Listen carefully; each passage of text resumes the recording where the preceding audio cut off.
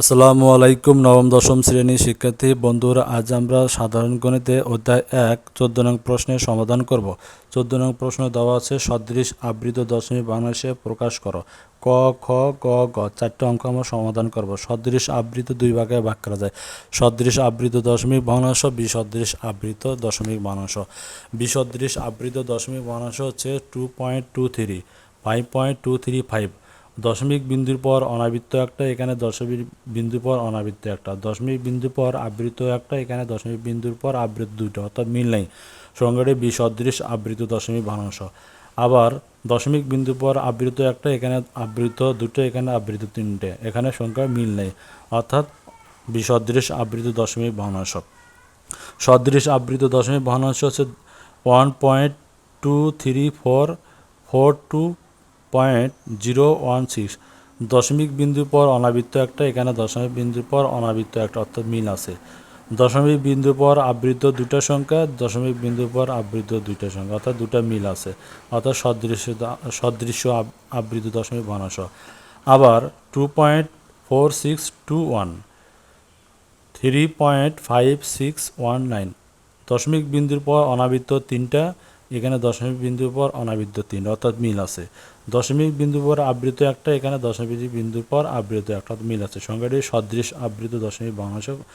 আমরা ক নম্বর প্রশ্নের সমাধান করব। ক নম্বর প্রশ্ন দেওয়া আছে 2.23 পৌনঃপুনিক 5.235। এখানে দশমিক বিন্দুর পর সদৃশ আবৃত দশমিক ভগ্নাংশ প্রকাশ করতে গেলে দশমিক বিন্দুর পর অনাবৃত সর্বোচ্চ সংখ্যা যেটা বেশি সেটা আমরা নিব। তাহলে অনাবৃত সংখ্যা এখানে এখানে একটা অনাবৃত, এখানেও একটা অনাবৃত, তাহলে অনাবৃত সংখ্যা 1 নিলাম। দশমিক বিন্দুর পর আবৃত 1, এখানে দশমিক বিন্দুর পর আবৃত 2, এখানে দুটার একটা আমরা আবৃত সংখ্যা লসাগু করব। 2 আর 1 লসাগু করলে 2 হয়, অর্থাৎ আবৃত সংখ্যা হচ্ছে 2। এখন আমরা সদৃশ আবৃত দশমিক ভগ্নাংশে প্রকাশ করব। 2.23 ইকুয়াল 2.23, অর্থাৎ আবৃত 2, তাহলে আমরা আবৃত পৌনঃপুনিক দিয়ে আবৃত পৌনঃপুনিক মিলাবো, অর্থাৎ দুটো মিলাম। 5.235, অর্থাৎ 5.2 দশমিক বিন্দু পর অনাবৃত্ত একটা, এখানে অনাবৃত্ত একটা। দশমিক বিন্দু পর আবৃত দুটো, এখানে দশমিক বিন্দু পর আবৃত দুটোই আছে, অর্থাৎ সদৃশ আবৃত দশমিক ভগ্নাংশে প্রকাশ করা হলো। খ নম্বর প্রশ্নের সমাধান করব। 7.26, 4.237। এখানে দশমিক বিন্দুর পর অনাবৃত্ত সর্বোচ্চ সংখ্যা 2, এখানে 1, অর্থাৎ এখানে সর্বোচ্চ সংখ্যা 2 নিব, অর্থাৎ অনাবৃত্ত অঙ্ক সংখ্যা 2। দশমিক বিন্দু পর আবৃত সংখ্যা 1, এখানে দশমিক বিন্দু পর আবৃত সংখ্যা 1, 1 আর 1 লসাগু করলে 1 হয়, আবৃত অঙ্ক সংখ্যা 1।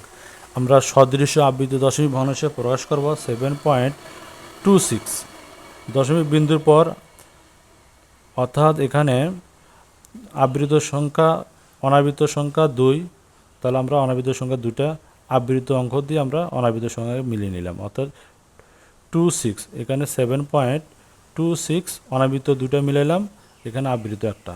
দশমিক বিন্দুর পর এখানে অনাবৃত 2টা, এখানে অনাবৃত 2টা মিলাইলাম, অর্থাৎ আবৃত একটা মিলছে। দশমিক বিন্দুর পর, অর্থাৎ এটা মিল আছে, অর্থাৎ এটা সদৃশ আবৃত দশমিক ভগ্নাংশ। গ নম্বরে 5.7, 8.34, 6.245, অর্থাৎ এখানে অনাবৃত অঙ্ক সংখ্যা, অর্থাৎ দশমিক বিন্দু পর অনাবৃত অঙ্ক সংখ্যা নেই, এখানে অঙ্ক সংখ্যা নেই, এখানে অনাবৃত অঙ্ক সংখ্যা নেই। যদি অনাবৃত অঙ্ক সংখ্যা না থাকে তাহলে আমরা শূন্য ধরবো, অর্থাৎ 0। এখানে দশমিক বিন্দু পর আবৃত 1, এখানে আবৃত 2, এখানে আবৃত 3, 3, 2 আর 1 লসাগু করলে আমাদের লসাগু 6 হয়। এখানে আমরা সদৃশ আবৃত দশমিক ভগ্নাংশে প্রকাশ করব। 5.7, অর্থাৎ দশমিক বিন্দু পর আবৃত 6টা, তারা আবৃত 6টা 7 দিয়ে 6টা আবৃত সংখ্যা নিয়ে নিলাম। এখানে দশমিক বিন্দু পর আবৃত 2টা, এখানে তাহলে আমরা 6টা আবৃত মিলাম পর 8.34, 34, 34, 34, অর্থাৎ 6টা আবৃত মিলাইলাম। দশমিক বিন্দু পর আবৃত 3টা, অর্থাৎ 2বার লিখব, 2, 4, 5, 2, 4, 5, অর্থাৎ সেটা, অর্থাৎ এখানে 6টা আবৃত দশমিক ভগ্নাংশ, এখানে 6টা, এখানে 6টা, অর্থাৎ সদৃশ আবৃত দশমিক ভগ্নাংশে প্রকাশ করা হলো। ঘ নম্বর প্রশ্ন দেওয়া আছে 12.32, 2.19, 4.3256। এখানে দশমিক বিন্দু পর অনাবৃত সর্বোচ্চ সংখ্যা 2, এখানে সর্বোচ্চ সংখ্যা 2, অর্থাৎ আমরা অনাবৃত সংখ্যা অঙ্ক সংখ্যা 2 নিব। দশমিক বিন্দু পর এখানে আবৃত দশমিক নেই, এখানে আবৃত একটা, এখানে আবৃত দুটো, 2-এর 1 লসাগু করব, আবৃত সংখ্যা 2 হবে। এখন আমরা সদৃশ আবৃত দশমিক বর্ণসে প্রকাশ করব।